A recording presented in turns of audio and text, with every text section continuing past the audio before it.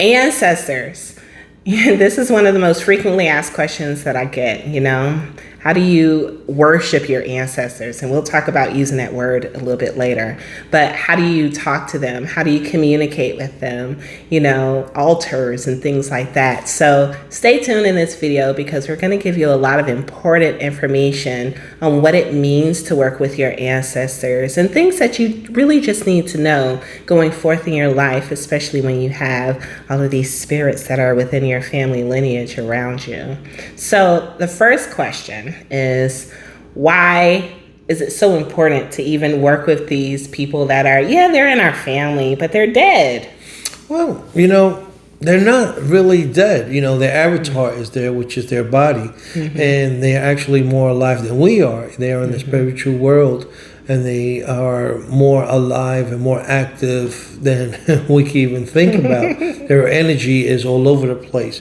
But understanding your ancestors brings a light to your life in the world today, because your ancestors are part of your heritage, your culture, they're your bloodline, and sometimes understanding them will give you some understanding to yourself. Understanding that you might have a grandfather a great-great-grandfather that loves to dig, for gold. Let's just say that. And for some reason, you're attracted to gold, or you're attracted to the word, to mining, and you always feel something about mining. Most of the times that we're attracted to some type of energy or something that we do on Earth, you can go back in history and go through your ancestry, and you will find someone there that is connected with you. A lot of individuals feel that, you're born and that's it. You're your own identity. No, actually, your spirit is made up of many ancestors. Drop. I would say a drop, It's like the stars, you have your body, and the little stars are your ancestors, they're in your spirit. So there's some truth to that Lion King movie with the stars and Mufasa. There is, we'll get into the movies later, because they do have, it's a meaning, it's like you have little ancestors inside you, because, the bloodline, trickles down, and it's important because you're giving them respect, because without them, you wouldn't be here today. A lot of individuals say, well, my ancestors, were slaves, or they were, they were prosecutors, or whatever your ancestors were.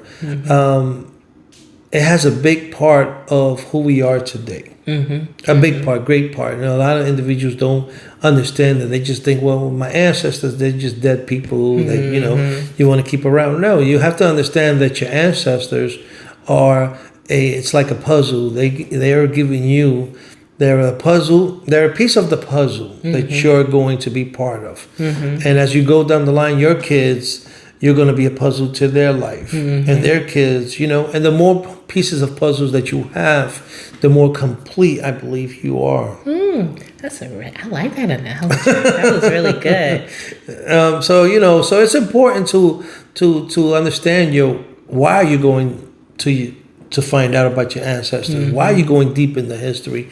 Not to feel embarrassed or degraded or belittled or feel that your ancestors were slaves. All that is part of history, which they call in society is history, but it's your ancestors. They went through that. They went through the slavery. They went through the prosecution. They were the prosecutors, or they were the slave owners. Whatever your ancestors were, they had a part, a dot of a star to who you are today. And understanding who they are will give you a bigger picture of who you are and where you want to go. Now, let me ask you this. So we're talking about blood. What about adopted? People that are adopted? Well, I hate to use that word adopted. I've heard that word a lot, adopted ancestors. There's no such thing as adopted ancestors, guys. That's just a word that, I don't know who brought it up. It could have been Willie Bo Jojo. He put that up, No, there's no such thing as adopted ancestors, because I tell you what. First of all, we all came from one man and woman eventually. You know, if you go back down, you know, science is still trying to find out who was the first man and the first woman. But it doesn't matter. It all trickles down to those first living beings. Well, how it's spread out, you know, whether they, you know, went to the south or they went to the north and the color got darker and the color got skinnier, whatever it is, you know, there's a 0.1% or 1%, whatever you want to call it, that you have that goes back to the original man and women. So we all come from somehow the same bloodline. Now, what science has done is get you closer to your lineage, your bloodline, you know. But if you go back millions of years, we all going to get connected some way, somehow. Right. So I don't use the word adopted ancestors. They still your ancestors. You know, if you have a stepfather that has what you call no blood, eventually he has some pipe. Just think of this: he has 0.1% of blood somewhere. So your stepfather could be like your 17th cousin. Yeah, exactly. You know, no, not your 17th million cousin. Yeah, probably, yeah, you know? that's what So you know, that's what's, you know, I would stop using the word adopted ancestors. Ancestors are individuals who transition and are in the spirit world and are connected to you, are part of your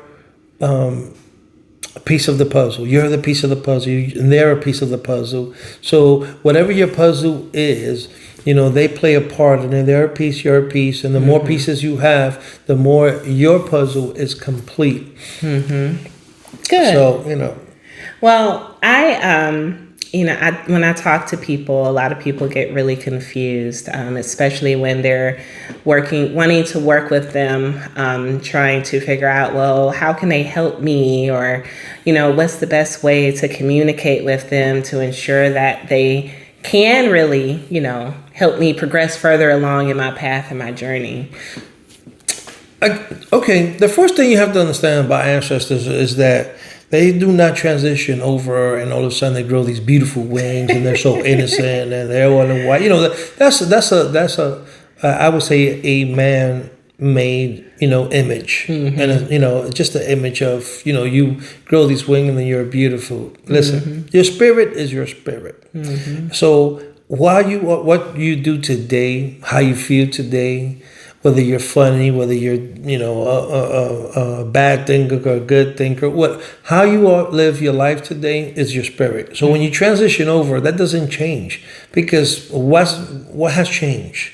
You know, when you transition, all you did was you left this avatar, this body, and you went to the spiritual world.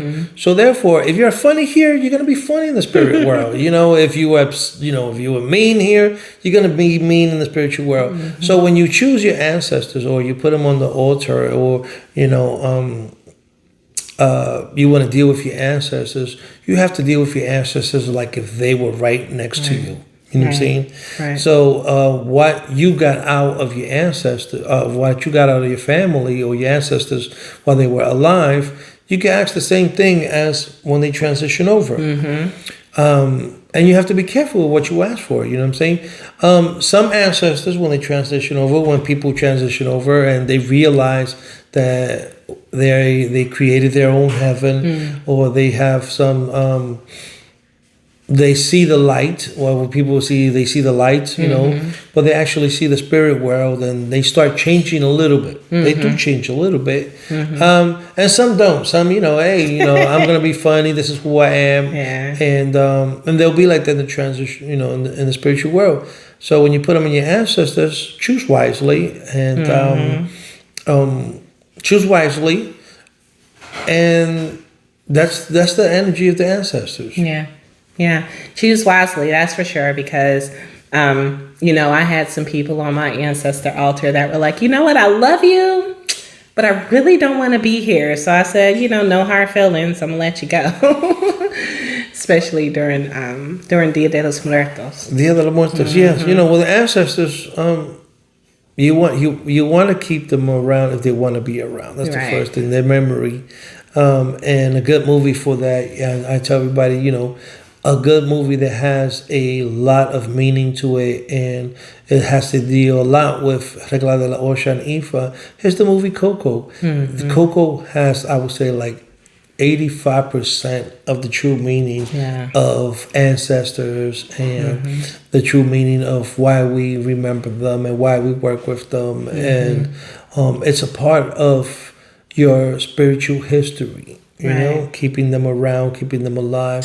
There's a lot of individuals that get happy and they get fulfilled with energy when they find out about old ancestors. Well, my ancestor was this, and my ancestors was lived in the cornfield. Whatever it is, whatever makes you feel fulfilled in life.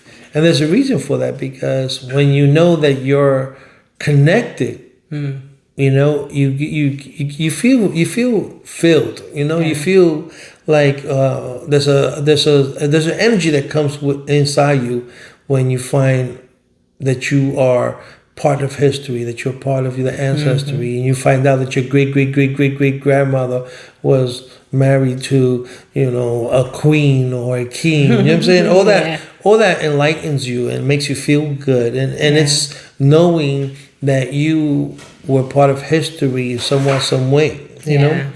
Yeah. So it's important to deal with your ancestors. Yeah.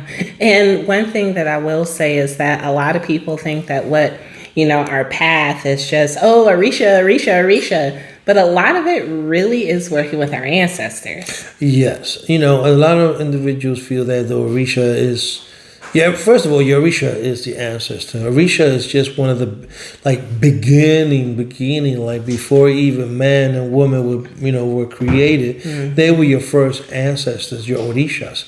And that's why they're powerful. But before you even could get into the Orishas, you should have your ancestors. Your ancestor also should always be number one, because even if you put, one of your Orishas there, you put Shango, Yemayan, you don't know who your Orisha is, but they're still your ancestors, They were the beginning of time, of elements. If you could understand that your ancestors is the first one you should be dealing with and working with and asking with, you'll learn how to really master meditation and master everything you want in life. Yeah, that's beautiful. That is beautiful. So if you're looking or starting this journey on working with your ancestors, the first thing that I would recommend is start looking for who they are, especially if you haven't gotten into, research and genealogy. So start with you, literally start with you. And it may take some digging. Trust me, it's not going to be an overnight process. I've been doing research for well over 10 years, and trust me, it gets frustrating at times, right? No, yes. But nevertheless, keep moving forward, keep striving, and trust me, you are going to be very thrilled with a lot of the information that you do find, especially when you find death certificates, birth certificates, marriage certificates. Newspaper articles. I could go on, the list on. But the main takeaway from this video is know who you are by knowing who your ancestors are. And the way to know that is to do your research and just plainly start communicating with them. We're going to come back with a part 2 to this video where we're going to discuss what's really super important for you to put on your ancestor altar, so that way you can further enhance your communication methods with them. What do you think? That'd be awesome. Great. I guess we can go by the first top 10 things they should have on their altar. Yeah. And the most important, how to cleanse your altar. Yeah. How to clean your altar. Because you can't just have an altar without knowing how to clean. Yeah, that is true. That is true. All right. Thank y'all so much for tuning in. Definitely come on back where we have more information and helpful information to share with you. See you later. Bye. Ashe. Alifia. Yes.